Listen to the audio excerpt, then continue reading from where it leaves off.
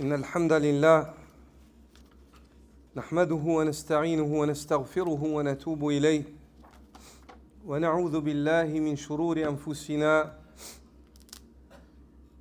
وسيئات أعمالنا من يهده الله فلا مضل له ومن يضلل فلا هادي له وأشهد أن لا إله إلا الله وحده لا شريك له وأشهد أن محمدًا عبده ورسوله صلى الله عليه وآله وصحبه وسلم تسليما كثيرا أما بعد.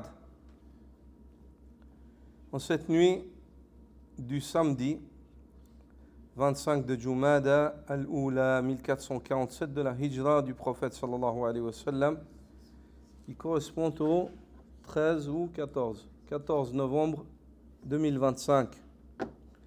Nous continuons avec l'étude de A'lam Sunnah de Hafiz ibn Ahmad al-Hakami rahmatullahi ta'ala alayh, et nous sommes arrêtés sur la question numéro 43. Je donne la parole au lecteur. Alhamdulillah wa salatu wa salam ala rasulillah sallallahu alayhi wa sallam. قال المصنف رحمه الله سؤال: ما معنى الإيمان بالله عز وجل؟ ما معنى الإيمان؟ ما معنى الإيمان بالله عز وجل؟ أحسن الله إليكم. وإليك. الجواب هذا يضاف، يعني معنى الإيمان، الإيمان هذا مضاف إليه. نعم. ما معنى الإيمان بالله عز وجل؟ الجواب: هو التصديق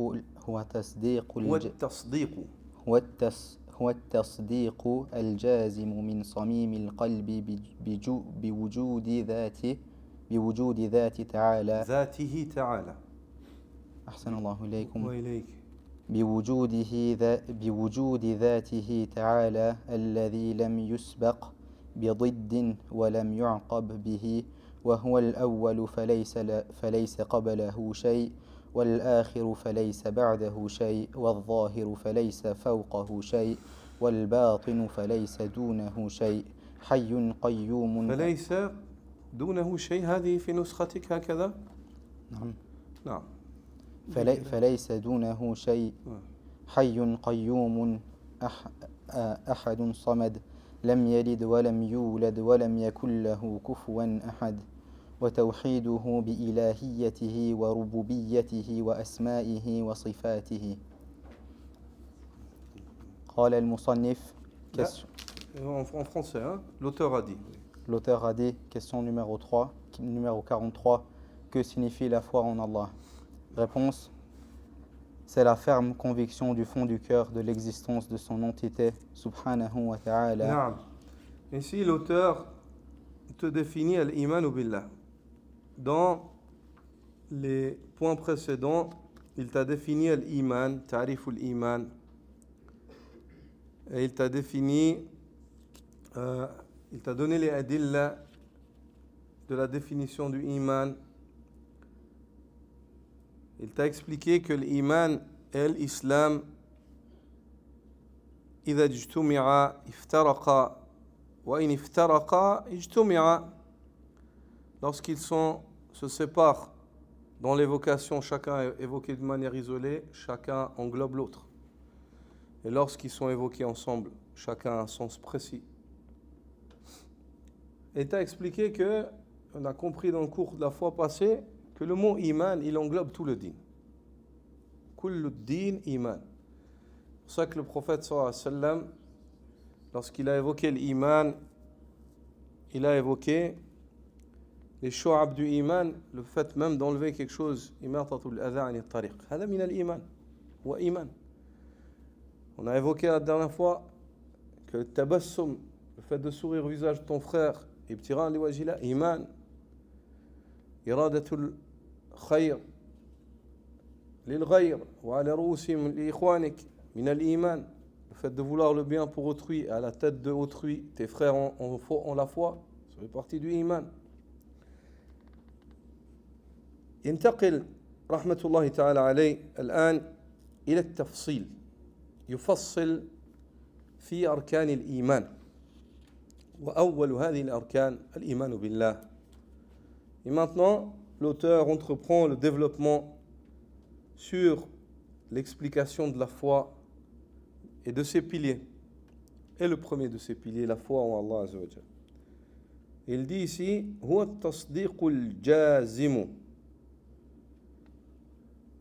التصديق الجازم. الجازم كما قال مشايخنا ومنهم الشيخ صالح العصيمي قال الجازم قيد لازم. يعني في هذه العبارة التصديق الجازم قيد لازم لا بد منه. لأن تفسير كلمة الإيمان بالتصديق فحسب في مجال استعمالها الديني ليس اللغوي، يعني تفسير غلط. وذكر ذلك ابن تيمية الحفيد رحمة الله تعالى عليه. لابد، لأن الإيمان هو التصديق، لكن ليس تصديقا مطلقا، بل هو تصديق مقيد بأنه جازم ferme لا يقبل الشك. Ici, il te dit, c'est quoi l'iman? C'est la ferme conviction, ou la conviction ferme. C'est la ferme conviction. Et ce mot-là qu'il a mis entre parenthèses ferme, il est très important. Car la confirmation ou la conviction, le iman, c'est pas juste de dire c'est une conviction. Dans la langue, oui, parce qu'il y a des récits qui viennent, qui ont été narrés des sahaba, parmi eux Ibn Mas'ud, même si certains d'entre eux sont, ne manquent pas de défaillance dans la chaîne de transmission, où Ibn Mas'ud, lorsqu'il a parlé du iman, il a fait le tafsir du iman, il a dit huwa tasdiq. Mais, et d'autres, sahaba aussi, et d'autres parmi les tabi'in l'ont fait comme ça. Mais ça, c'est un tafsir lughawi qu'ils ont fait du iman. Mais si on parle dans le din, le iman, c'est un tasdiq al-jazim. La bud bi hadha al-qayd. Comme l'a dit Cheikh Salih al-Usaymi, al-jazim qaydun lazim. Le fait de dire que c'est une confirmation ferme, c'est dire elle bouge, inébranlable. Il n'y a pas de doute. Ça, c'est l'iman. Quand il n'y a pas de doute, ça, c'est l'iman. لأنه جاء الحق وزهق الباطل والمرء على يقين. Et l'homme est convaincu. L'homme est convaincu. Et la dernière fois, on a expliqué c'est quoi la réalité du iman dans la sharia. حقيقة الإيمان في الشريعة ما هي؟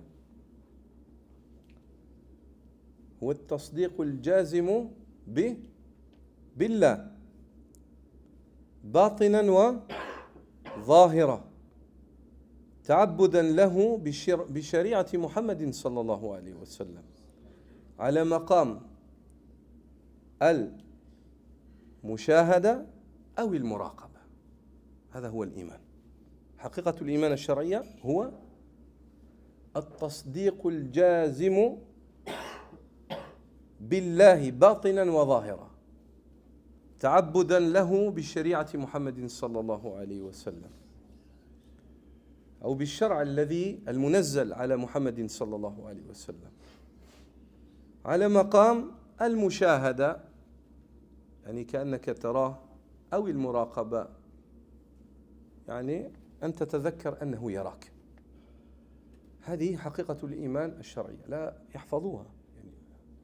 يعني هي مهمة، هذا التعريف مهم جدا. On a défini la réalité de la foi dans la charia dans le dernier cours. Qu'est-ce qu'on a dit? C'est une confirmation ferme, une fois de plus. Quand on parle dans la charia du iman, c'est ferme, c'est pas juste une confirmation. Beaucoup de gens confirment, je confirme cela, oui je confirme. Est-ce qu'il est sincère? Est-ce que c'est ferme? Non. Jazm.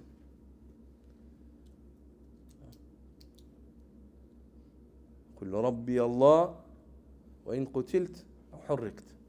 Dis mon Seigneur est Allah. Même si on te tue, on te brûle pour ça. Dit le prophète sallallahu alayhi wa sallam. Qul rabbi Allah, thumma istaqim. Dit le prophète sallallahu alayhi wa sallam. Mon Seigneur est Allah, et accroche-toi. Dis avec la langue et avec les autres. Jazim, ijzam bihi, bima fi qalbik, bima aqadta alayhi qalbak. Confirme ce sur quoi tu as attaché ton cœur comme iman. Confirme-le avec la parole, avec la langue, avec les actes. Montre ton iman. Adhir imanak. Quoi qu'il en soit. Allah Azza wa Jalla dit Innal ladhina qalu rabbuna Allah thumma istaqamu. Ceux qui disent notre Seigneur Allah puis s'accrochent à ça. يعني هذا إيمانهم يعني يجزمون بهذا الإيمان الموجود في القلوب. Fait de confirmer Allah Azza wa Jalla d'une manière ferme et de l'adorer par ce qu'il a légiféré au prophète Mohammed sallallahu alayhi wa sallam. Et que cette adoration se fasse dans le degré d'al-mushahada, comme si tu voyais Allah, ou al-muraqaba, que tu n'oublies pas qu'Allah te voit. Non. C'est pour ça qu'ici il reprend, parce qu'il parle de la définition du iman dans le shar', il dit at-tasdiq al-jazim, confirmation ferme. C'est très important, c'est bien qu'il l'ait mis entre parenthèses ici, car ce rajout, ce mot-là, il est très important, c'est un mot-clé. Au point où Cheikh al-Islam Ibn Taymiyyah a dit ceux qui définissent par la foi en disant que la foi c'est juste une confirmation ou une conviction, il dit c'est une fausse définition dans la religion. Ça. Il faut qu'ils disent c'est une ferme conviction, une ferme confirmation. Continue, relis, reprends. C'est la ferme conviction du fond du cœur de l'existence de son être. Du fond du cœur, ça veut dire qu'elle vient du fond du cœur. Qu'on dit du fond du cœur, min samim il qalb. C'est une chose que tu renfermes dans ton cœur, que tu la gardes proche, le plus profond possible, car pour toi c'est un joyau, c'est un trésor. On a évoqué la dernière fois, quand le prophète sallallahu alayhi wa sallam, il a donné la liste des munafiqin, Hudhayfa ibn al-Yaman, sahibu sirri Rasulillah sallallahu alayhi wa sallam, celui auquel le prophète sallallahu alayhi wa sallam confiait ses secrets. Omar ibn al-Khattab, radiyallahu ta'ala anhu, al-Farouq, est allé vers le prophète sallallahu alayhi wa sallam, vers Hudhayfa, il a dit dis-moi si je suis dans cette liste.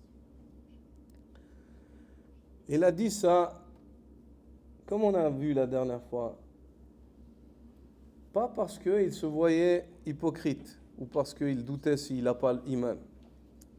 C'est parce que l'iman de Omar, c'est la chose pour lui qui vaut le plus cher à ses yeux. Aghla shay yamliku iman. Comme une personne qui cache un trésor d'une grande valeur quelque part, qu'est-ce qu'il va faire? يعود إليه يراجع هل موجود هل مسه أحد أو لا. Il revient et il vérifie. Est-ce que quelqu'un n'a pas touché? Il regarde si il est intact. S'il est intact, il dit alhamdulillah. Chaque fois, il est inquiet. هذا شأن المؤمن. Ça, c'est la situation du croyant. Il a peur pour sa foi. Le croyant, il a peur pour son iman. Il a peur quand il fait un péché. Pour ça, les enfants, ils doivent s'éduquer dès maintenant. Prenez cette éducation. Quand vous faites une chose qui est haram, si vous faites, vous devez tout de suite demander pardon à Allah parce que vous avez cassé quelque chose de votre iman. Vous avez jeté une chose de votre iman. Est-ce que vous allez négliger de votre iman? Vous allez être questionné pour ça.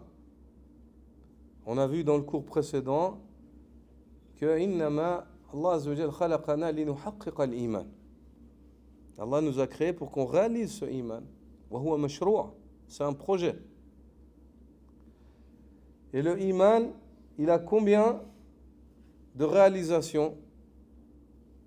Kam? 3. Mahia?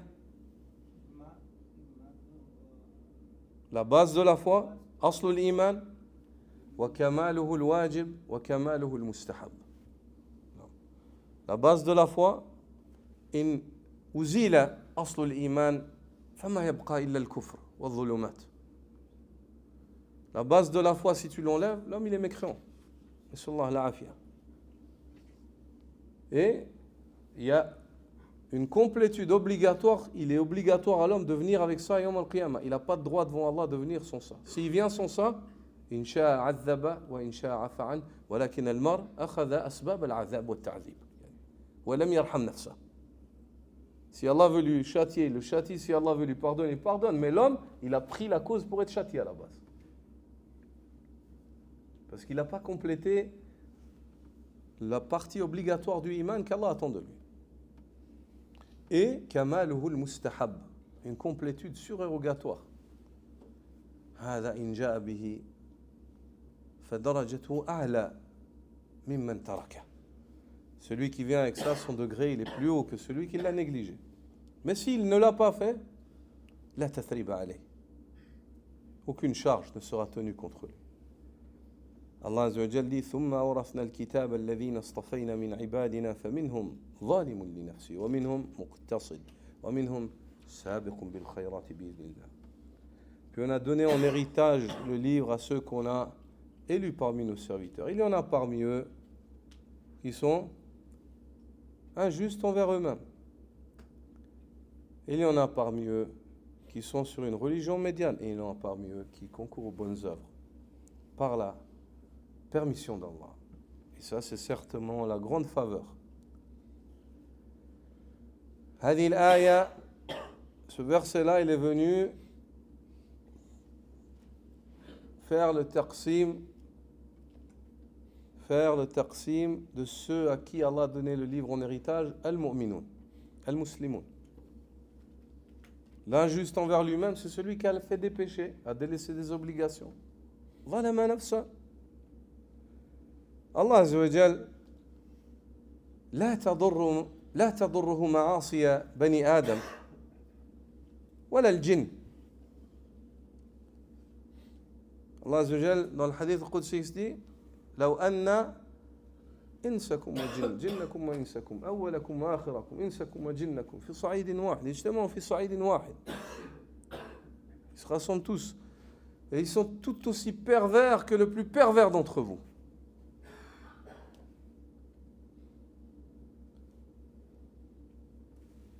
Toute leur perversité, elle diminueront rien au mulk d'Allah Azza wa Jal. Pas comme al-mikhyat. L'aiguille, quand elle est mise dans la mer, elle sort. Qu'est-ce qu'elle diminue? Dans l'océan, tu mets le mikhyat, il a sorti quelque chose. Il y a quelque chose qui a diminué? Pas du tout. L'être humain, il nuit à lui-même. L'axe bil axe. Même s'ils sont tous les djinns et les hommes, ils sont tous sur une même terre. Et ils sont tout aussi pieux que le plus pieux d'entre eux, Muhammadun sallallahu alayhi wa sallam. Atqahum, Rasulullah sallallahu alayhi wa sallam. Atqa bani Adam. Même s'ils sont plus pieux que le plus pieux d'entre eux, ceux-ci, et qui sont tous obéissants et font le khayr, ça augmente rien au mulk d'Allah Azza wa Jal, et au qadr d'Allah Azza wa Jal, au sha'n d'Allah Azza wa Jal. Pas plus qu'une aiguille qu'on est mise dans la mer, dans l'océan, et qu'elle ressort. Qu'est-ce qu'elle a augmenté dans l'eau? Qu'est-ce qui est revenu en plus? Rien. Subhanallah. Attention. Al-iman, préserve ton iman. Hafidh ala imanik. هو أغلى شيء. يعني هو فلذلك عبر بصميم القلب. C'est une chose que tu gardes profond dans ton cœur parce que le cœur, c'est le malik. Et c'est le souverain. C'est la partie la plus importante. Et dans ce malik-là, au fond de ton cœur, il y a ta conviction. Et cette conviction-là, elle émane de là. Mais de cette conviction font partie tes paroles et tes actes. Tes paroles et tes actes. Que ce soit les paroles de la langue ou les paroles du cœur, aqidatuk, ou bien les actes des membres ou les actes de ton cœur, comme le khawf, le raja, le mahabba, husn dhanni billah, le tawakkul, wa ma ila dhalik, min al-ibadat al-qalbiyya. Continue. C'est la ferme conviction du fond du cœur de l'existence de son entité, subhanahu wa ta'ala, que rien ne s'oppose à lui, ne l'a précédé ou n'est venu après lui. C'est lui le premier avant lequel rien n'existait et le dernier après lequel rien n'existe. Le premier point qu'il y a dans le iman billah, al-imanu bi wujudillah, qabla kulli shay. Le fait de croire en l'existence d'Allah. Vous devez être convaincu qu'Allah existe, subhanallah. Et la plus grande des pertes, c'est le fait de prétendre qu'Allah n'existe pas. La ilaha illallah. Nas'alullah al-afiyah. Craignez Allah. Vous vivez dans une période où shayatin al-jinn wal-ins yahjumuna ala bani Adam liyudilluhum an sabilillah azza wa jalla. Vous vivez dans une période où jamais plus que la période et l'époque dans laquelle on vit, l'homme, il n'a été combattu pour ses convictions. Et de la pire des batailles, pas la bataille du corps, car la bataille du corps, en général, elle ne porte pas atteinte à tes convictions. Elle te met dans la tombe. Et tu meurs sur ce sur quoi tu es. Mais, al-muharabatul fikriya hiya akhtar. Le fait de combattre tes idées, c'est plus dangereux encore. Aujourd'hui, avec ce qu'on vous montre, avec l'attachement que vous avez au dunya, avec al-rafahiyya, avec tout ce que vous possédez, qui d'entre vous, là, ici, je vous pose la question, qui d'entre vous, ça c'est arrivé un jour qu'il a faim et il ne trouve pas de quoi manger?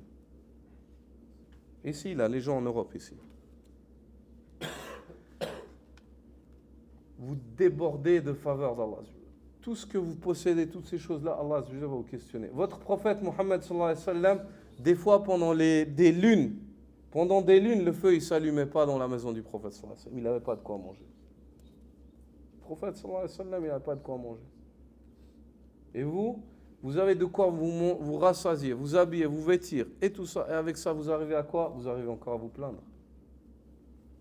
Vous arrivez encore à vous dire quand il vous arrive un petit malheur ou un petit quelque chose ou un petit bobo ou tu te casses un os ou quelque chose, tu dis pourquoi ça arrive à moi? La ilaha illallah. Le prophète sallallahu alayhi wa sallam, ses molaires, elles se sont cassées.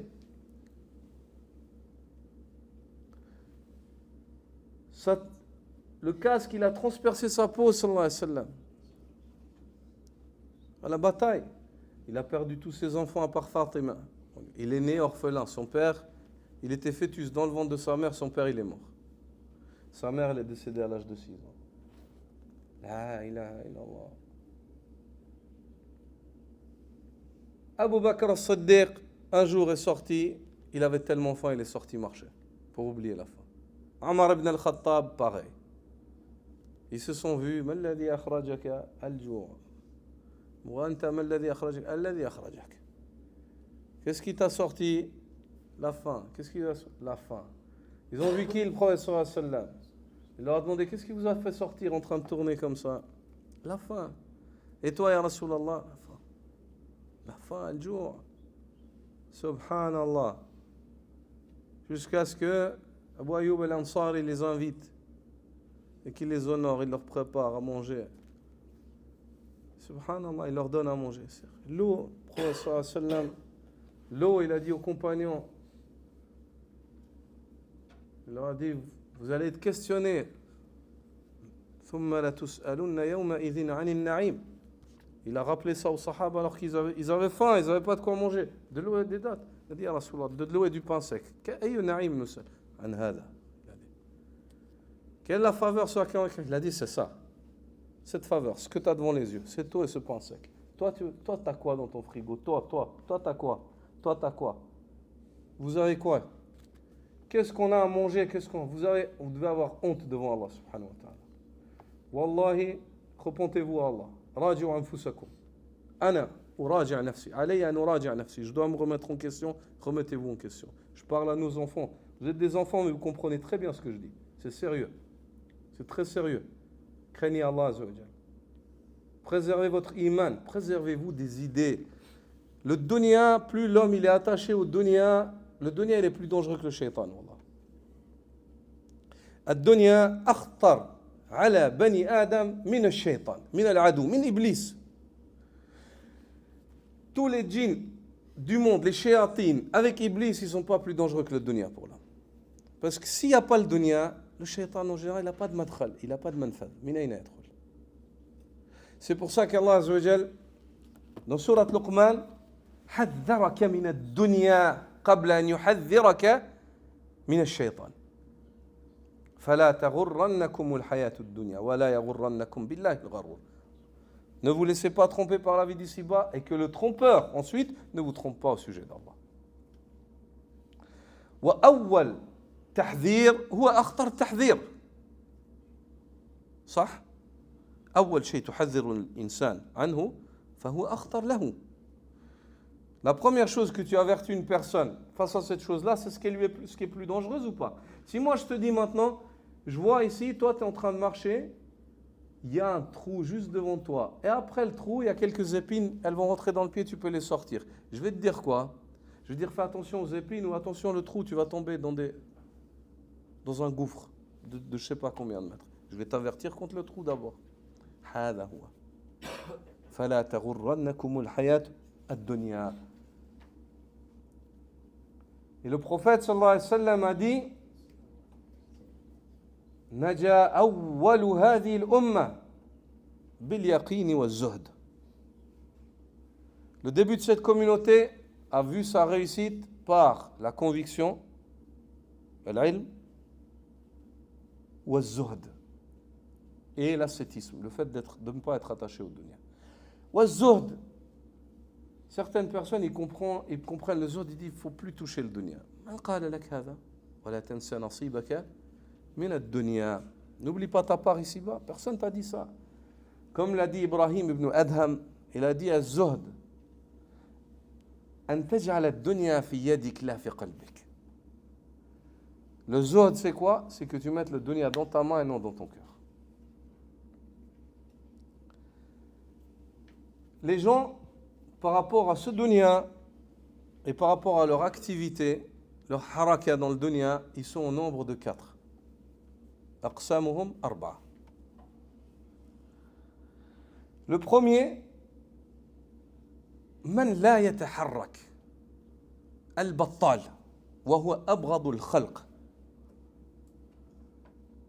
Le premier, c'est celui qui ne fait rien, ni pour l'au-delà, ni pour le dunya. C'est ceux qu'Allah déteste le plus. وجاء في حديث وإن كان معلولا عند أحمد وغيره, et c'est venu dans un hadith même s'il est défaillant, mais معناه صحيح بل ورد عن بعض الصحابة, et c'est venu de certains compagnons parmi Ibn Mas'ud aussi, où il est dit que le prophète sallallahu alayhi wa sallam aurait dit أبغض الخلق إلى الله البطالون. Les gens qu'Allah déteste le plus, c'est ceux qui sont battaloun. C'est des gens qui font rien. فسر ابن القيم هذه الكلمة فقال هو الذي ليس في أمر الدنيا ولا في أمر الآخرة. وكذلك هذا جاء عن ابن مسعود. C'est venu aussi d'Ibn Mas'ud. Le battaloun, c'est Ibn al-Qayyim dit c'est ceux qui sont ni occupés avec les affaires de l'au-delà ni avec les affaires du dunya. Rien. Je veux rien faire. Je veux rien. Ni il fait des études, ni il commerce, ni il travaille, ni il fait de l'adoration de la ibada. Qu'est-ce qu'il fait? Manger, boire, se reproduire, s'amuser. Kabahimatil an'am, bal hum adal. إنهم إلا كلا ولقد ذرأنا لجهنم كثيرا من الجن والإنس لهم قلوب لا يفقهون بها ولهم أعين لا يبصرون بها ولهم آذان لا يسمعون بها أولئك كالأنعام بل هم أضل. On est destiné à l'enfer. Une grande partie des djinns et des hommes, ils ont des cœurs, ils comprennent rien avec ces cœurs. Ils ont des yeux, ils voient pas. Ils ont des oreilles, ils n'entendent pas. Ils sont comme les bestiaux et pire encore que les bestiaux. Pourquoi? Al-an'am, les bestiaux, yu'adharoun, la aqla laha. Ils sont excusés, ils n'ont pas de raison. On a honoré le fils d'Adam. Par quoi? Par la raison, Allah est honoré. Ala tara al-walad as-saghir yajlibu an-naqa al-kabira. Ne vois-tu pas un petit enfant bédouin et tire un chameau immense? Subhanallah. C'est quoi qui lui donne l'ascendant? Al-aql, alladhi manna Allahu alayh. Cette raison par laquelle Allah l'a distingué. C'est pour ça, il y a Akhi, que ne te laisse pas, emploie ta raison. Al-Battal, celui qui fait rien, il est pire que les bestiaux. Mas'ud a aussi commenté cela comme ça. Al-Battal, il a dit celui qui s'occupe ni du dunya ni de l'au-delà. Rien, aucune utilité. Le fait qu'il meure, pour lui, ce serait mieux qu'il vive. Ça, c'est les pires des gens. Après eux, ceux qui s'occupent que du dunya. آثروا الحياة الدنيا فإن الجحيم هي المأوى. Ils ont préféré le dunya. La fournaise, c'est le point de retour. Mais dans le dunya, il est meilleur que le battal. Dans la mathématique du dunya, il est meilleur que le battal. صح ولا لا? Il est meilleur que celui qui fait rien. La troisième catégorie, c'est celui qui s'occupe que de l'au-delà.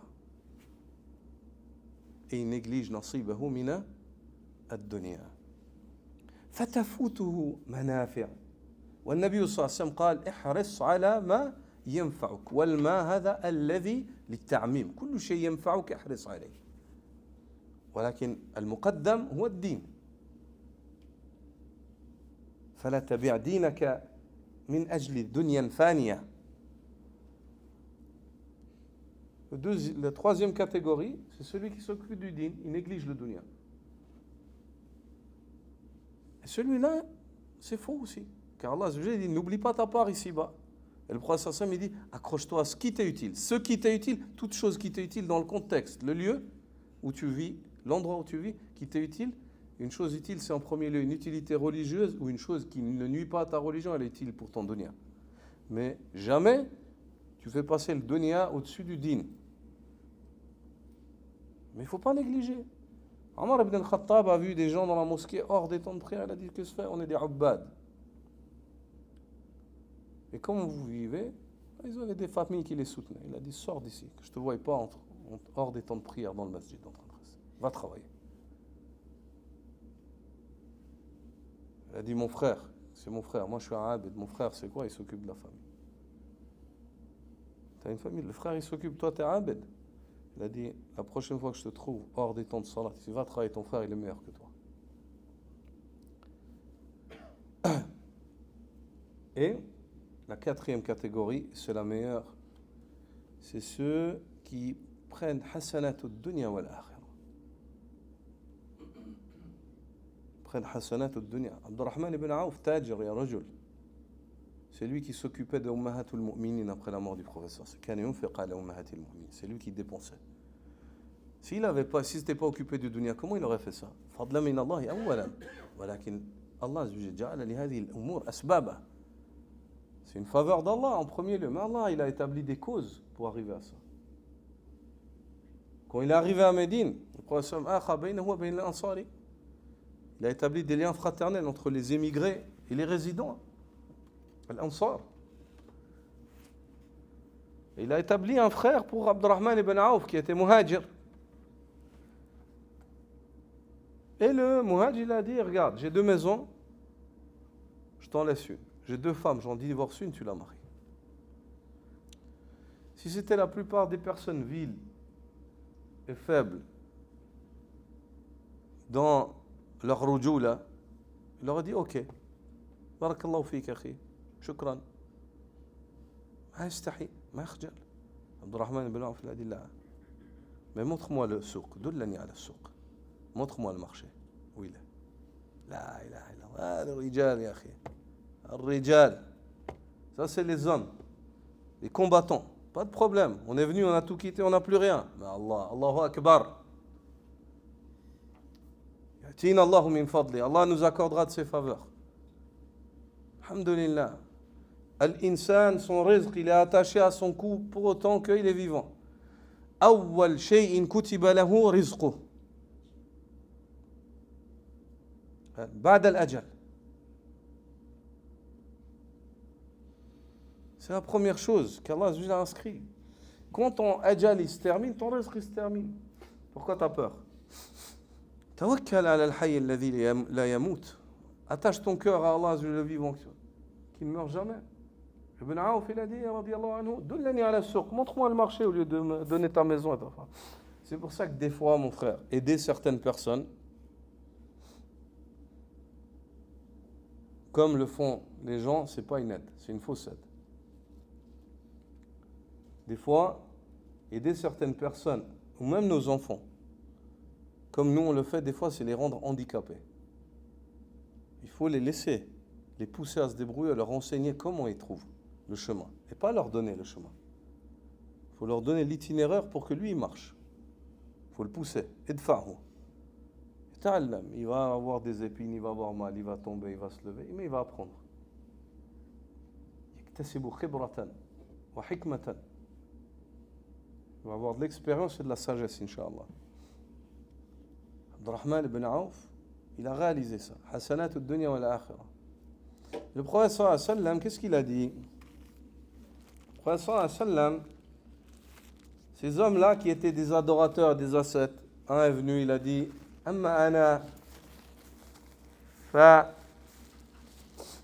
aqumu wa la anam. Et l'autre a dit Amma ana fa asumu wa la uftir. وقال الآخر أما أنا فلا أتزوج النساء. Quant à moi, je prie la nuit et je ne dors jamais, aucun soir. L'autre a dit, quant à moi, chaque jour, je jeûne et je ne romps pas. Et l'autre a dit, quant à moi, je ne marie pas les femmes pour préserver ma piété. C'est ça qu'il voulait dire. Pour être attaché à Allah, je n'ai pas le temps pour une femme. Le prophète sallallahu alayhi wa sallam a dit, Amma ana, quant à moi, aqumu wa anam. Anam wa aqum. Asum wa aftar. Quant à moi, je dors et je prie. Je jeûne et je romps. Wa tazawwaju an-nisa, je marie les femmes. Man raghiba an sunnati, laysa minni. Celui qui s'écarte de ma sunna ne fait pas partie des miens. La sunna, c'est l'équilibre. Dans le dunya, tu es obligé. Tu vis ici, tu es obligé. Tu ne peux pas dire, ouais, non. Tu es obligé. C'est pour ça que dans le hadith, le prophète sallallahu alayhi wa sallam a dit, dans le hadith الذي يأمرنا بالحرص على ما ينفعنا, comment il commence le hadith? المؤمن القوي خير وأحب إلى الله من المؤمن الضعيف. Le croyant fort est meilleur et plus aimé auprès d'Allah que le croyant faible. وفي كل خير. Ensuite, il évoque que madame mu'minin في كل خير, dans chacun d'entre eux il y a du bien. احرص على ما ينفعك واستعن بالله. Accroche-toi à ce qui t'est utile et place ta confiance en Allah. ولا تعجز. Ne te montre pas incapable. Subhanallah, tu vois beaucoup de frères. Chaque fois que tu discutes avec lui, ouais, ça marche pas, ça marche. Qu'est-ce qui. T'es vivant, t'as deux mains, t'es en santé. Pourquoi ça marche pas? Cherche un autre chemin, mon frère. C'est pour ça que. Sadaqa man qal. As-sadiq. As-sadiq. يتحرى الأسباب والكاذب يلتمس الأعذار. Tu trouves que l'homme véridique, il cherche des solutions. Ça marche pas là, il vient là. Ça marche pas là, il vient là. Il essaie d'aller là. Et le menteur, il cherche des excuses. Ouais, j'avais pas ça. Ouais. Chaque fois, c'est pas possible. En fait, si tu le fréquentes sur 5 ou 6 jours, 7 jours, il aura toujours une excuse pour ci, une excuse pour ça, une excuse. لا تعتذر يا رجل سبحان الله أنت حي ترزق في سلامة وعافية. Pourquoi tu te mets dans une situation où tu dois toujours demander des excuses aux gens? Arrête de t'excuser, commence à être noble. Mais pour être noble, il faut être mujahid. Il faut lutter. تجاهد نفسك ولا تقصر. Tu te montres pas manquant. T'as rendez-vous et puis là tu dors. Ou bien si ouais, je suis fatigué, ouais, y a pas. T'es fatigué, t'as rendez-vous, c'est une dette. Tu y vas, même en rampant. Voilà au habwa. Tu dormiras demain et puis tu verras après. Tu te mettras en ordre. T'as ci, t'as ça. Il n'y a pas d'excuse.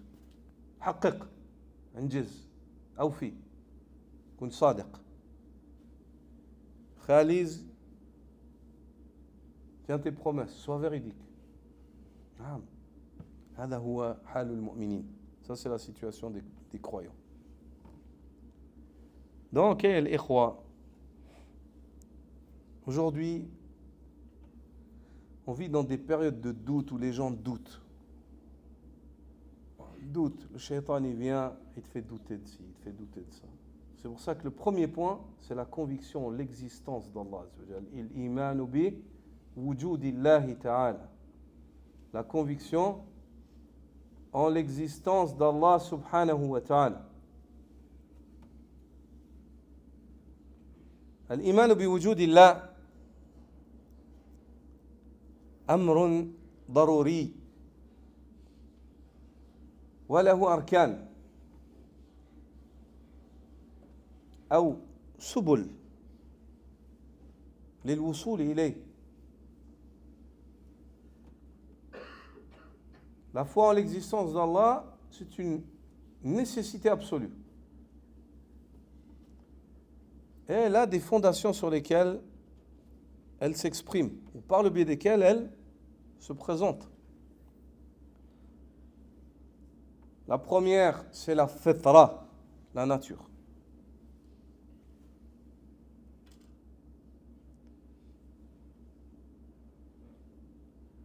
La nature saine de l'homme, elle sait qu'Allah existe. Elle sait pertinemment qu'Allah Azza wa Jalla existe.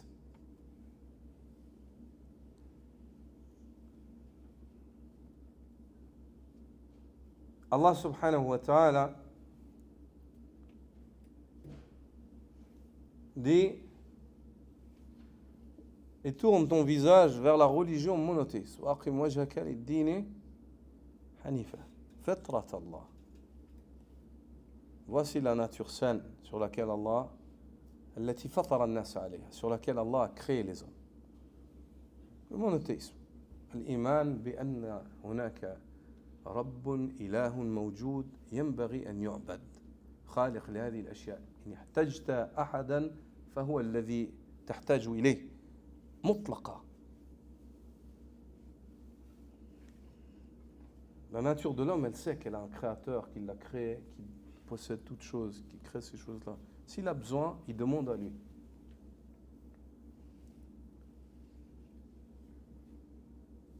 Le prophète sallallahu alayhi wa sallam, comme l'ont évoqué les deux cheikhs dans leur recueil, sur Abu Hurayra radiyallahu ta'ala anhu, le prophète sallallahu alayhi wa sallam dit kullu mawludin yuladu ala al-fitra. Il n'y a pas un enfant si ce n'est qu'il naît sur la nature innée, saine, tawhid. فأبواه يهودانه وينصرانه ويمجسانه. C'est ses parents qui font de lui un juif, un chrétien ou un adorateur du feu et des astres.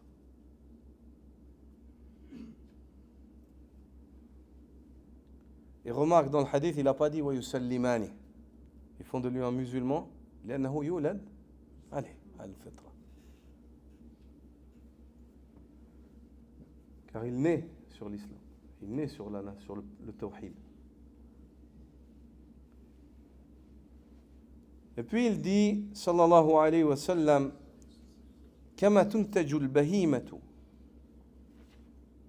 بهيمة جمعاء في خلقها.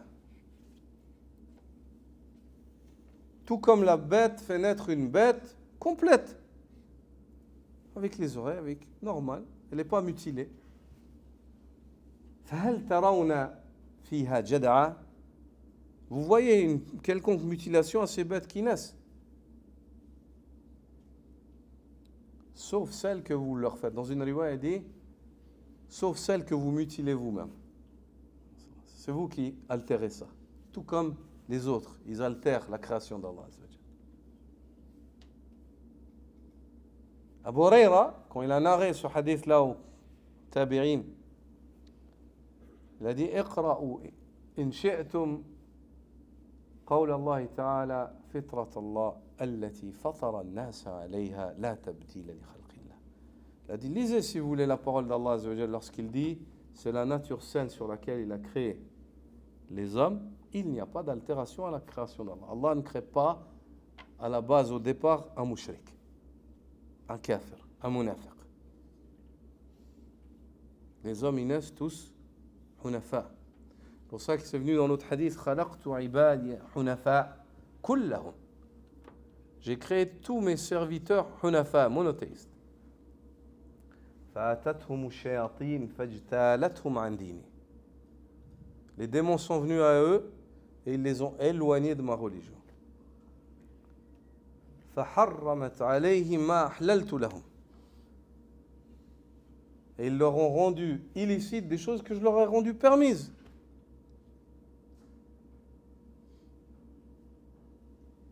وأمروهم أن يشركوا بي ما لم أنزل به سلطانا. Et ils leur ont ordonné, ils leur ont ordonné de me donner des associés alors que je n'ai révélé aucune preuve. Au contraire, tout prouve qu'Allah est unique. Et que le culte des divinités est caduque, il mène à rien. Haba'an manthura, poussière éparpillée. Donc, al-wujud d'Allah Azza wa Jalla en premier lieu, la fitra, la nature seule. En deuxième lieu, al-aql, la raison. En deuxième lieu, la raison. La raison, clairement, l'homme raisonnable, c'est pour ça que les ulama disent Amma wujud Allah Azza wa Jalla fala yakhtalif fihi al-uqala. Quant à l'existence d'Allah Azza wa Jalla, les hommes doués de raison qui emploient leur raison, ils ne divergent pas. Tu te lèves le matin, dans ta chambre il n'y avait rien, et tout d'un coup au milieu de la chambre, tu vois une voiture. Tu ne te dis pas qu'elle est venue toute seule, mais forcément que quelqu'un l'a amenée. Tu te couches le soir, tu fermes la fenêtre de chez toi. Tu te lèves le matin, tu veux ouvrir la fenêtre, il y a des briques, tu ne peux plus accéder à la fenêtre. Qu'est-ce que tu vas te dire? Il y a un maçon qui est passé par là, n'est-ce pas? Si quelqu'un dit non, ces briques elles se sont mises tout seules, le ciment il est venu, il s'est posé, tu vas dire quoi? Majnoun anta, t'es fou. C'est la vérité, c'est ainsi. S'il s'agit de quelques briques, elles ne peuvent pas se poser tout seules. Comment est-ce que les cieux et la terre ils peuvent se poser tout seuls? La lune, les saisons qui changent et tout ça se fait tout seul, ça? Subhanallah, c'est la folie. C'est pour ça que Souila Arabiya, un homme parmi les Bédouins, a été questionné. Kayfa arafta rabbak? Comment est-ce que tu as connu ton Seigneur? Il a dit Al-ba'ratu tadullu ala al-ba'ir. Quand je vois les crottes de chameaux, je sais qu'il y a un chameau qui est passé par là. Wal-atharu yadullu ala al-masir. Et lorsque je vois des traces, je sais qu'il y a un homme qui est passé, un voyageur qui est passé par là. Puis il dit فسماء ذات أبراج وأرض ذات فجاج وبحار ذات أمواج ألا تدل على السميع البصير. Puis il a dit, et après ça, je te parle d'une crotte et je suis convaincu que c'est un chameau qui est passé. Personne ne peut me... Il a parlé avec des choses qu'il connaît. C'est un bédouin. Tu me dis, tu viens, tu dis à un bédouin, non, il n'y a pas de chameau qui est passé. Il dit, tu vois pas les crottes, elles sont là. T'es majnoun, anta, tu es fou. Tu vois des traces de pas, tu lui dis, non, il n'y a personne qui est passé là. Elles sont venues, ces pas, elles se sont faites toutes seules. C'est le vent qui a bougé, puis ça a fait le trace d'un pied. Vraiment, tu vois le trace d'un pied qui a marché, mais le vent en train de bouger, il y avait il y avait dans la nature, puis tout d'un coup, hop, il y a une trace de... La ilaha illallah. Il leur a parlé de choses simples, puis il a dit, avec ces choses simples, moi je sais, je suis convaincu qu'il y a quelqu'un qui est passé, je suis convaincu qu'il y a un chameau qui est passé. Il a dit, et puis quand je regarde un ciel avec des constellations, ce ciel avec les constellations, Ardun zatu fijaj, et une terre faite de vallées et de chemins pour passer à travers ces montagnes. Wa bahrun zatu amwaj, et la mer avec ses énormes vagues qui arrivent, mais elles ne débordent pas sur la terre. Elles arrivent, elles frappent les cailloux, elles montent, Allah a fait descendre. Est-ce que tout ça, ça ne me prouve pas qu'il y a As-Sami' al-Basir, celui qui entend tout et voit tout? Comment est-ce que je peux me dire qu'il n'y a pas un Seigneur? C'est pas possible. C'est pour ça qu'Allah Azza wa Jal, lorsqu'il parle de la mécréance des gens de Pharaon, qui renient Allah Azza wa Jal, qui disait Ana rabbukumul a'la, je suis votre Seigneur suprême. Wa ma rabbul alamin, qu'est-ce donc le Seigneur des univers? Allah Azza wa Jal dit, lorsqu'il parle de ces gens, il évoque qu'ils étaient convaincus.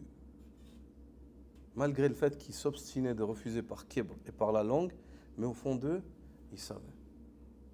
وَجَحَدُوا بِهَا وَاسْتَيْقَنَتْهَا أَنفُسُهُمْ ظُلْمًا وَعُلُوًّا. Ils ont renié avec leur langue les signes d'Allah Azza wa Jal, al-jarad wal-qummal. Ils ont renié. وَاسْتَيْقَنَتْهَا أَنفُسُهُمْ ظُلْمًا وَعُلُوًّا. Mais au fond d'eux, ils étaient convaincus. Ils ont renié cela par injustice et par orgueil. Par injustice et par orgueil.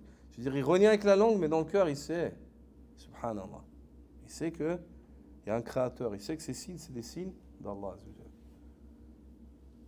L'autre manière qui nous pousse à croire en l'existence d'Allah, c'est al-hiss, le ressenti. Et le ressenti, c'est par rapport à ce qu'on voit chez les autres, quand Allah répond à leur invocation, par exemple.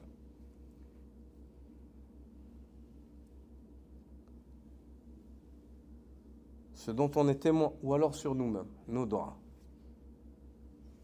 T'invoques Allah, il te répond. Subhanallah. Quel signe.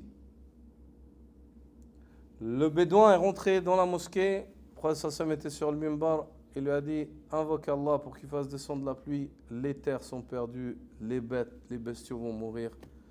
Le prophète sallam a invoqué Allah Azza wa Jal sur le mimbar. Et tout d'un coup, Médine s'est recouvert de nuages, comme des montagnes, quel djibal. Il a commencé à pleuvoir de toutes parts. Le Jumu'ah, la pluie, elle ne s'arrêtait pas jusqu'au Jumu'ah d'après. Le Jumu'ah d'après, le même homme, il est rentré, il dit invoque Allah pour que ça s'arrête. Les terrains vont être détruits. Ça va être détruit. On est perdu. Le prophète sallam a invoqué, il a dit Allahumma hawalayna la alayna. Wallah, fais pleuvoir autour de nous et pas sur nous. Et il a désigné Al-Aoudiya dans les vallées et ainsi de suite. Al-Abar dans les puits. Irrigue les puits et ainsi de suite. Et Allah Azza wa Jal, subhanallah. Al-Hiss, le ressenti. Al-Hiss aussi, c'est avec ceux qui ont côtoyé les prophètes ou ce qui nous a été transmis des mu'ajizat des prophètes, de l'Anbiya, des miracles qu'Allah a accordés aux prophètes. Comme le fait d'ouvrir la terre, d'ouvrir la mer à Moussa. Ibrahim a été jeté dans le feu, ça ne l'a pas brûlé. Et le prophète sallallahu alayhi wa sallam a montré le qamar, inshaqqa al-qamar.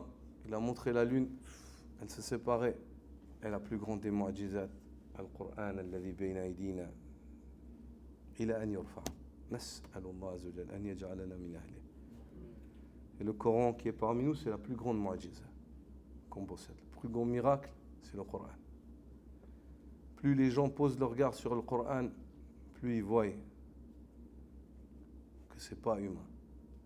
Leurs cœurs sont convaincus. Naam. Et l'autre manière de croire en l'existence d'Allah Azza wa Jal, c'est le shara, c'est la législation. C'est la législation.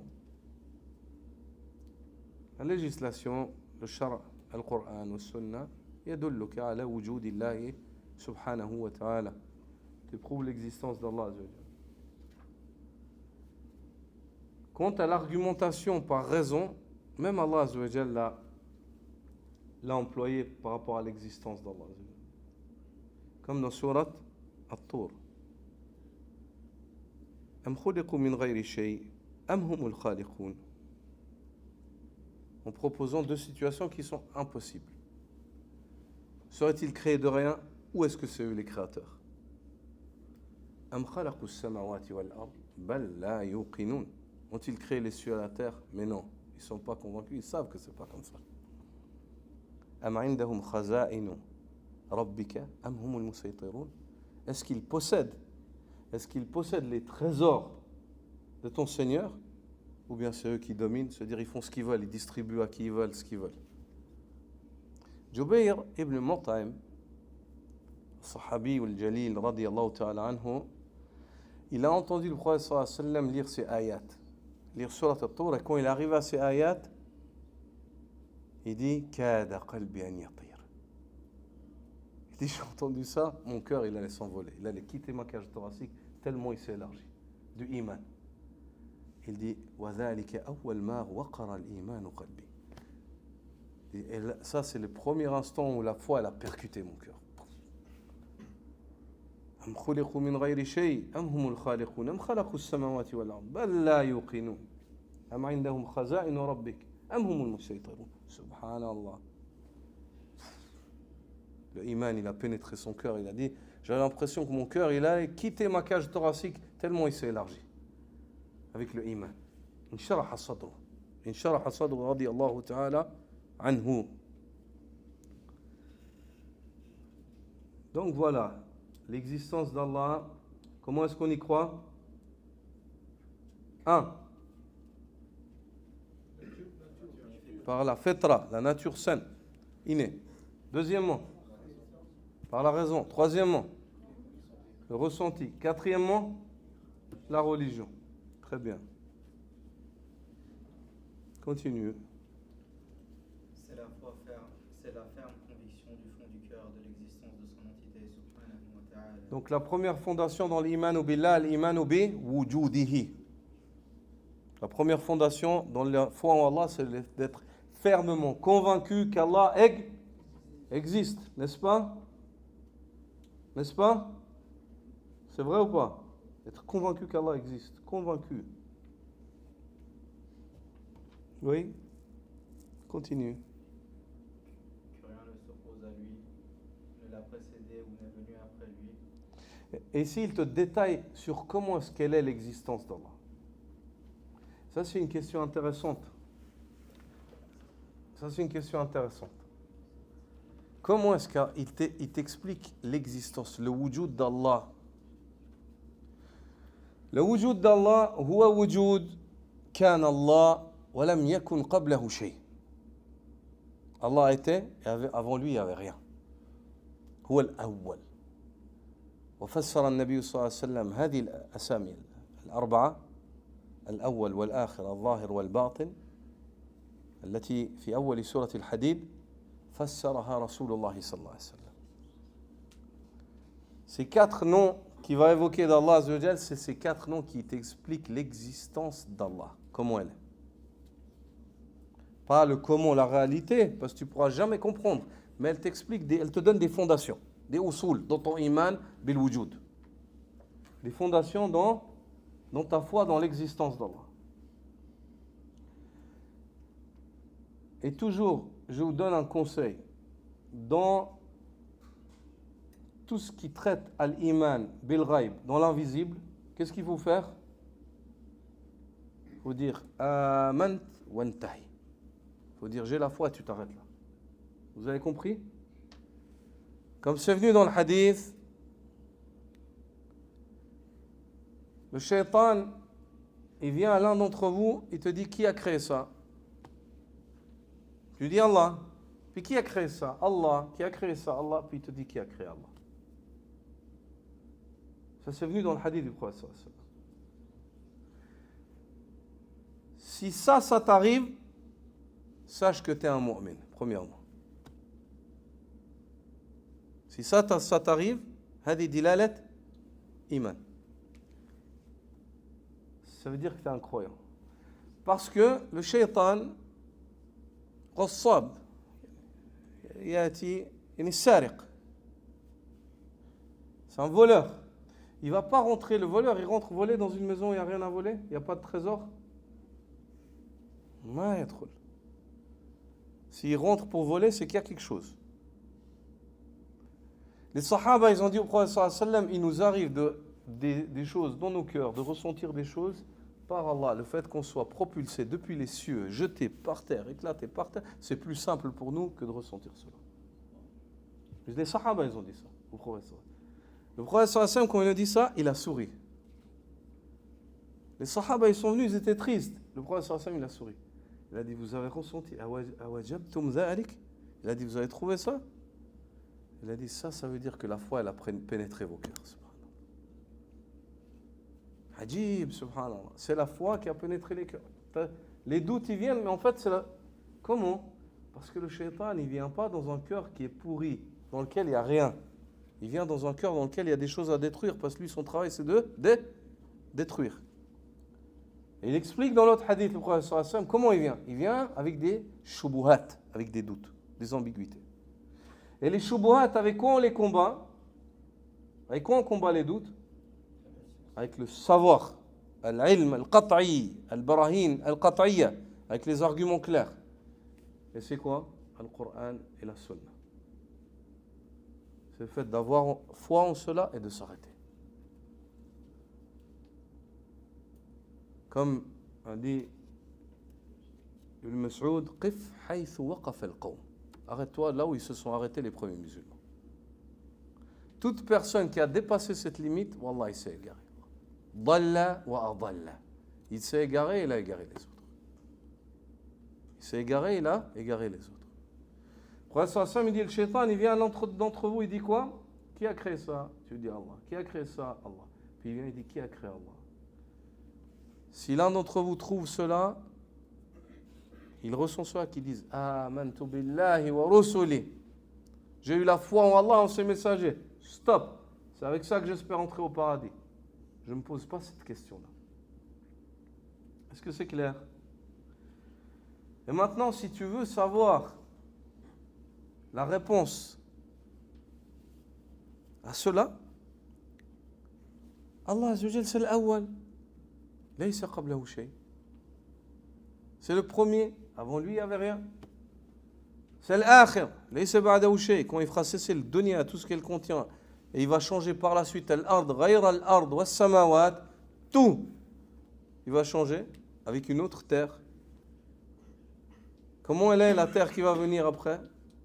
Elle est plate. Non. Elle est plate. Il n'y a pas d'ombre, il n'y a pas de montagne. Yawm al-qiyamah. La résurrection. Allah subhanahu wa ta'ala, c'est l'akhir. Il sera seul. Et il va recommencer la création. Subhanallah.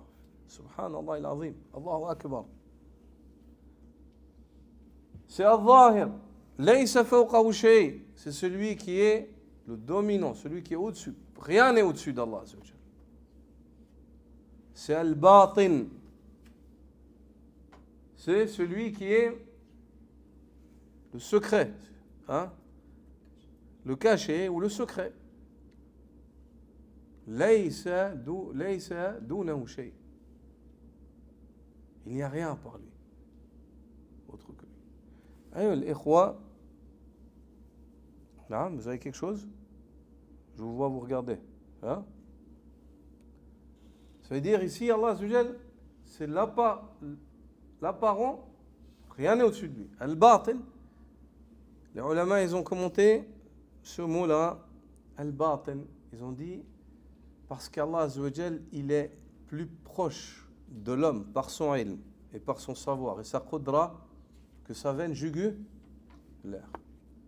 Le prophète sallallahu alayhi wa sallam, il dit, Inna Allah aqrabu ila ahadikum min unuqi rahilati. Allah est plus proche de l'un d'entre vous que le cou de sa chamelle, de sa monture. Proche avec quoi? Bi'ilmihi wa qudrati. Mais avec son zat, il est al-zahir. Fawqa khalqi, alin ala arshi. Jalla sha'nu kama yaliqu bi jalali. Comme il sait à sa majesté, subhanahu wa ta'ala. Et c'est Asami Arba, c'est 4 noms d'Allah Azza wa Jal. Il t'oriente vers 2 espaces, l'espace du temps et l'espace de l'espace, l'endroit, n'est-ce pas? Allah subhanahu wa ta'ala, c'est le premier. Avant Allah, il n'y avait rien. Allah, il a créé le temps. Allah, il a créé l'espace.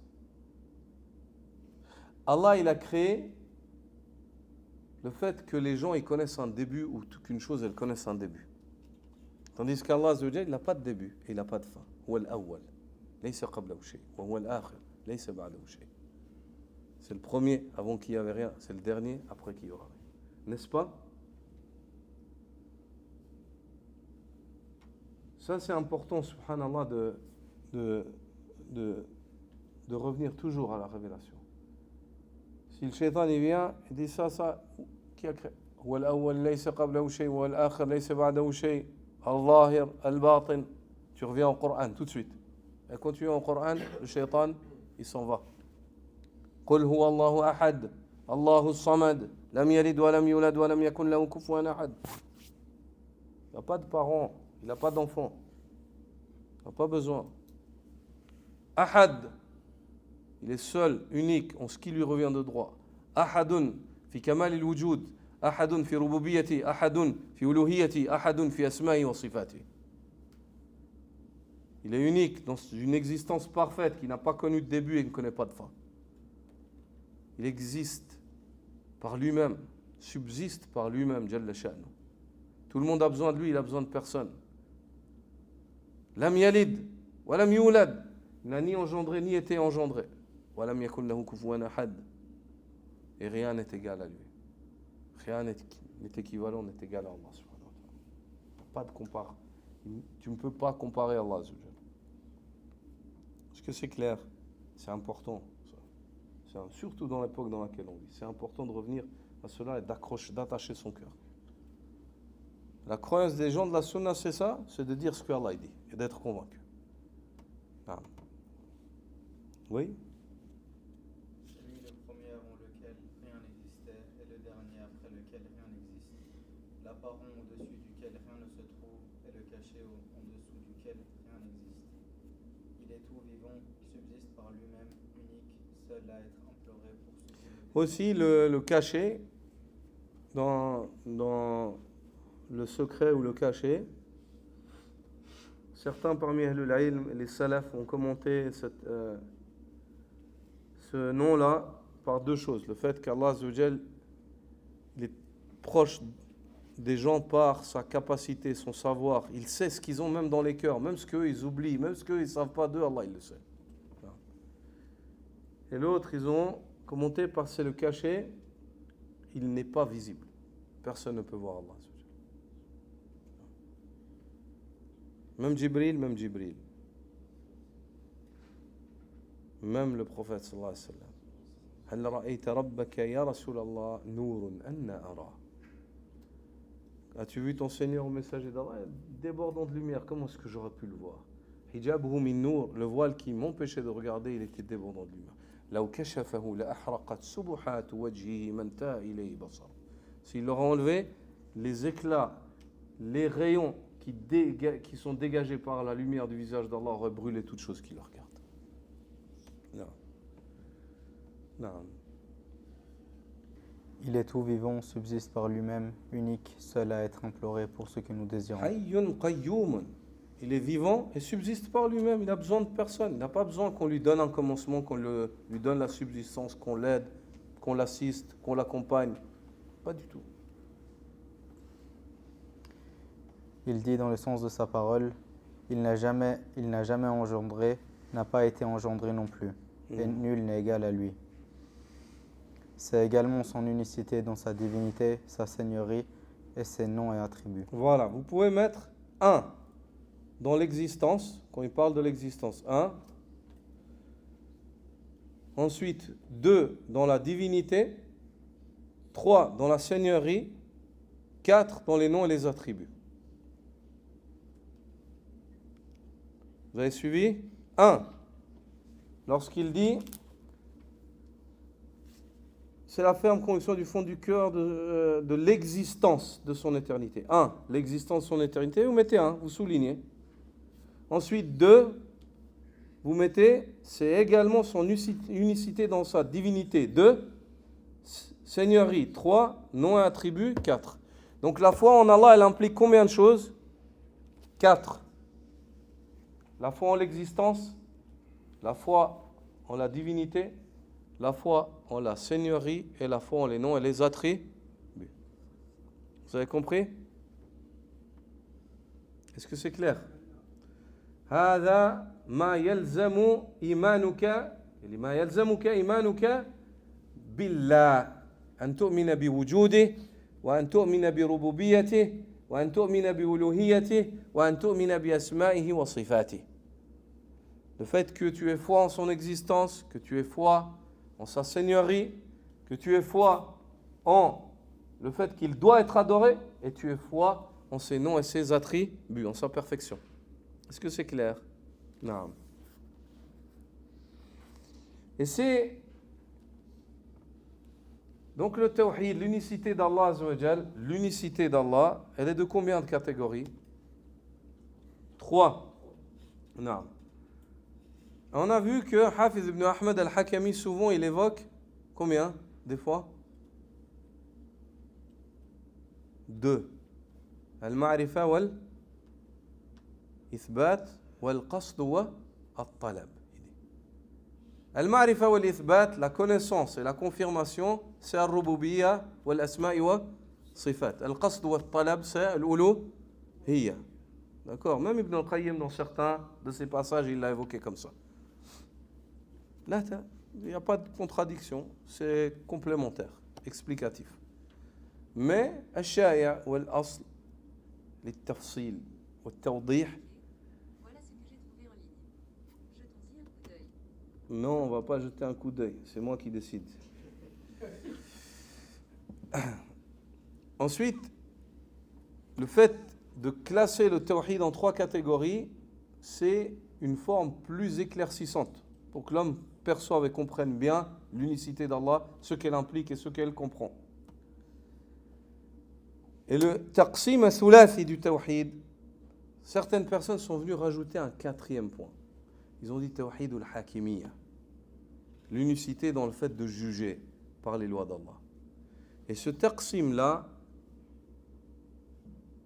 personne chez les salafs ne l'a évoqué de cette manière. Hada ihdath.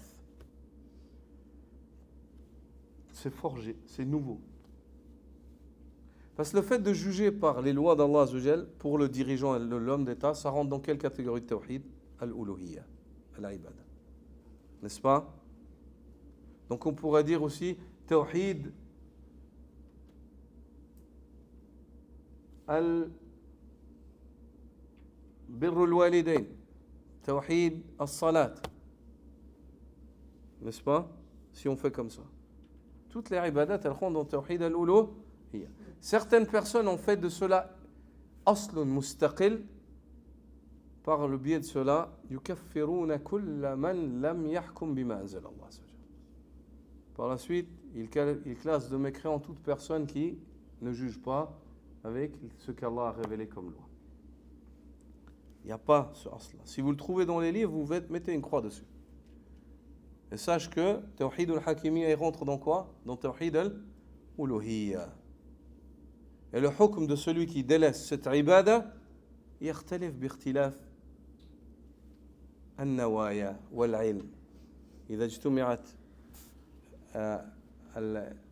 الشروط وانتفت الموانع يأتي الحكم. ولكن ليس هذا للجهال والعامة.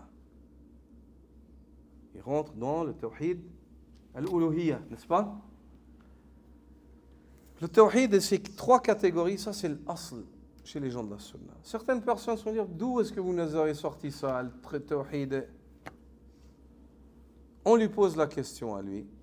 Les Arabes, anciennement, quand ils parlaient, هل كانوا ينصبون المفعول ويرفعون الفاعل؟ نعم يقول نعم. Tu lui dis, les Arabes, est-ce que quand ils parlaient, ils mettaient un nasb, que ce soit une fatha ou un ya, si c'est un musanna, indépendamment de la manière comment est-ce qu'on applique le nasb dans la grammaire arabe. Est-ce que les Arabes, celui sur qui le complément, celui sur qui le verbe est appliqué, est-ce qu'il disait ra'aytu rajulan? Oui, il t'a dit, il va dire oui. Et puis, est-ce qu'il disait ja'a rajulun, un homme est venu? Oui. Sallamtu ala rajulin, j'ai passé le salam à un homme. Vous voyez, rajulin, rajulan, rajulun. C'est le même mot, c'est la terminaison qui change. Est-ce que les Arabes ils mettaient en pratique ces règles de grammaire? Il va dire oui. Tu dis, est-ce qu'ils les mettaient en pratique avant qu'elles soient écrites ou après? Il va dire, bah, quand les Arabes ils parlaient l'arabe, les règles de grammaire, elles étaient lam tudawwan ba'd. Elles n'étaient pas écrites. Très bien. Tu lui dis, ça veut dire que, est-ce que toi, maintenant, les livres de grammaire qui nous expliquent quel maf'oul mansoub, ou al fa'il marfou',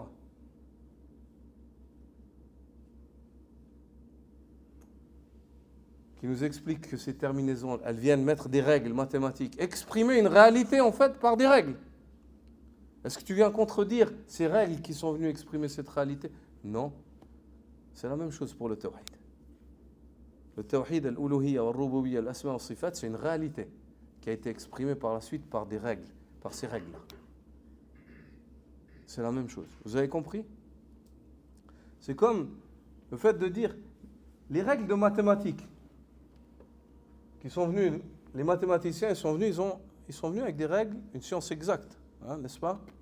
C'est pour ça que certaines paroles des salafs nous suggèrent de nous occuper de nous préoccuper avec les mathématiques et non avec la philosophie. Parce que les mathématiques, c'est une science exacte. C'est où tu sais, tu parles, si tu ne sais pas, tu te tais. Tandis que dans la philosophie, le dernier abruti peut venir s'asseoir, prendre un café avec nous et puis philosopher. Gratuit, majjanan. Rakib, rakib. Rakib al-kalam, rakib. وركب رأسك. سهل. La science des mathématiques, c'est une science exacte. Est-ce que les hommes qui sont venus, que soient élaborer ces règles mathématiques par lesquelles aujourd'hui nous, Allah Azza wa Jalla, il a facilité aux hommes, par ce qu'il a accordé à certains hommes, est-ce que ces règles-là, elles sont venues inventer quelque chose ou exprimer une réalité qui existe? Exprimer une réalité qui existe. C'est pour ça qu'on appelle ça une science exacte. Est-ce que c'est clair? تعبر عن حقيقة موجودة وأتت هذه القوانين لتخرج لنا تبين توضح لنا هذه حقيقة. Ces règles, elles sont venues pour extraire cette réalité qui est existante. Le zéro. D'accord? Les additions, les soustractions. Ça, c'est pas quelque chose de... C'est quelque chose qui est réel. Mais les hommes, ils sont venus m'établir des règles pour pouvoir extraire cette réalité. Par la grâce d'Allah. Fadla min Allah wa ni'ma. Le tawhid et ses aqsam, c'est pareil. Il existe dans la charia. Mais il va dire, pourquoi le prophète sallallahu alayhi wa sallam, il n'a pas expliqué ça comme ça? Parce qu'il n'avait pas besoin d'expliquer ça aux sahaba, parce qu'ils le comprenaient. Lis leurs paroles, tu verras. Pourquoi nous, on nous explique ça aujourd'hui comme ça? Parce que, est-ce que le prophète sallallahu alayhi wa sallam, il a expliqué Usul al-Fiqh aux Sahaba? Il s'est assis, il a écrit un livre en appelant Usul al-Fiqh, les fondations du Fiqh. Ou Maqasid al-Sharia. Non. Mais ils le comprenaient automatiquement, les Sahaba. Pour eux, c'était clair. Ils le pratiquaient, ils le comprenaient. Le taqsim du tawhid dans ces trois catégories, ulima bil istiqra. Première chose, si tu lis les textes de la charia, tu vas voir que des fois Allah il te parle que c'est un créateur, que Allah il domine, que Allah il pourvoit. Ah, tu comprends avec ça? Si tu veux, toi maintenant trouver un mot qui englobe tout ça, tu diras c'est quoi? Le Seigneur, Ar-Rab. Des fois Allah Azza wa Jalla, il t'enseigne ses noms et il t'enseigne ses attributs. Tu diras ça c'est les noms et les attributs d'Allah. Et des fois, Allah Azza wa Jalla, il t'ordonne des choses et il t'en interdit d'autres. Tu diras ça, c'est l'adoration d'Allah. Il faut l'adorer, il faut lui obéir. Aïch al-ishkal, aïn al-mani'. Comme certains viennent dire, hada ikhtira' Ibn Taymiyyah. C'est l'invention d'Ibn Taymiyyah. Ouais, même si avant Ibn Taymiyyah, beaucoup d'autres ont évoqué le tawhid et dans ses aqsam. Longtemps avant Ibn Taymiyyah. Ouais, dans ses aqsam.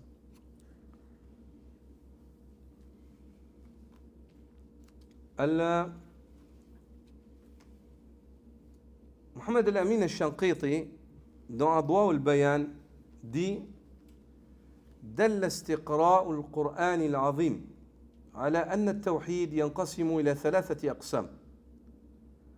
La lecture du Coran majestueux nous oriente et nous prouve d'une manière claire et évidente que le monothéisme se classe en 3 catégories. Que ce soit sur 3 fondations. Al-awwal, توحيده في الربوبية. وهذا النوع جبلت عليه فطر العقلاء.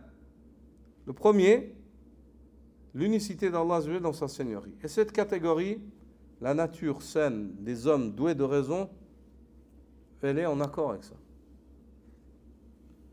والنوع الثاني توحيده جل وعلا في عبادته. وضابط هذا النوع من التوحيد هو تحقيق معنى لا إله إلا الله. وهي متركبة من نفي وإثبات. Et la deuxième catégorie, l'unicité d'Allah dans le culte. Et il dit, et cette sorte de tawhid comprend la réalisation de la ilaha illallah. Nul n'a le droit d'être adoré si ce n'est Allah. Toute adoration pour Allah, pour autre qu'Allah, interdit. Et elle dit, cette phrase-là, elle est composée de 2 parties. Une négation et une confirmation. Négation du droit d'adoration à autre qu'Allah, la confirmation qu'Allah revient le droit d'être adoré, seul, unique et sans exclu. Ils doivent l'adorer.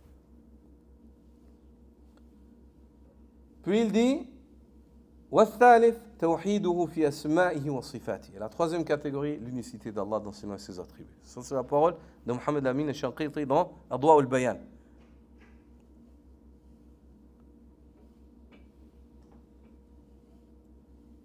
Et ces 3 catégories de tawhid, elles sont rassemblées dans le Coran, des fois bidalalatil luzum, des fois bidalalatin يعني صريحة واضحة, des fois par implication, des fois d'une manière directe, comme dans Surat Maryam. رب السماوات والأرض وما بينهما فاعبده واصطبر لعبادته هل تعلم له سميا. Seigneur des cieux et de la terre, de ce qu'il est entre eux, adore-le et fais preuve de patience, d'endurance dans le culte que tu lui voues. Lui connaîtrais-tu un égal? Lui connaîtrais-tu un égal? Rabbus samawati wal ardi wa ma baynahuma ar-rububiyyah. Seigneur des cieux et de la terre, ce qui est entre eux, la seigneurie. Tu veux connaître Allah? 3 choses. Seigneur. Vu que c'est le Seigneur, fa'budhu, adore-le. Wastabir li'ibadati, et patiente dans le culte que tu lui voues, jusqu'à ce que wa'bud rabbak hatta ya'tiyaka al-yaqin. Adore ton Seigneur jusqu'à ce que tu aies la certitude de la mort. Pourquoi? Hal ta'lamu lahu samiyya, lui connais-tu un égal? Il est parfait. C'est vers lui que tu vas retourner. Adore-le. Adore-le. Cheikh Ibn Uthaymin évoque cela. Donc il fait le tafsil dans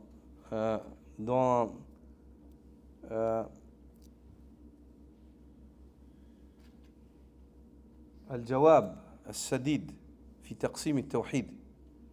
Il a un petit livre, Al-Jawab Al-Sadid fi taqsim al-Tawhid, Ibn Uthaymin. Il fait cette explication, rahmatullahi ta'ala, sur cette ayah. نقطة. Il dit رب السماوات والأرض وما بينهما الربوبية. فاعبده واصطبر لعبادته العبادة.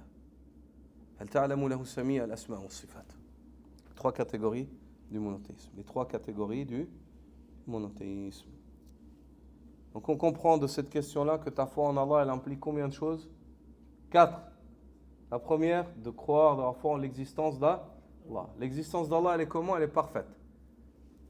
Elle ne connaît pas de début, elle ne connaît pas de fin. Les lieux, Allah Azza wa Jalla est au-dessus de sa création. Et en même temps, il est proche. كذا له العلو والفوقية على عباده بلا كيفية. وهو القريب جل في علوه وهو البعيد جل في دنوه. C'est ainsi qu'Allah Azza wa Jalla revient à l'ulou, le fait d'être au-dessus de sa création, al-fawqiyya, au-dessus de ses serviteurs, bila kayfiyya. Personne ne connaît comment. فإنه القريب جل في علوه. Il est très proche d'eux, même s'il est très haut, au-dessus d'eux. وهو البعيد جل في دنوه. Et il est très loin d'eux, même quand il est évoqué comme étant ma'akum, avec vous. Allah Azza wa Jalla est avec vous tout en étant loin. Loin, la distance entre un ciel et l'autre, c'est quoi? C'est comme si tu prends une bague, tu la jettes fi ardin fallah. Tu la jettes dans le Sahara. Ça, c'est le premier. Ensuite, le deuxième, il est comme le Sahara. Le deuxième, ensuite, par rapport au troisième, il se transforme comme la bague. Allah Azza wa Jalla au-dessus de sa création. Subhanahu wa ta'ala. Allahu Akbar. هكذا والله تعالى أعلم. سبحانك وبحمدك أشهد أن لا إله إلا أنت أستغفرك وأتوب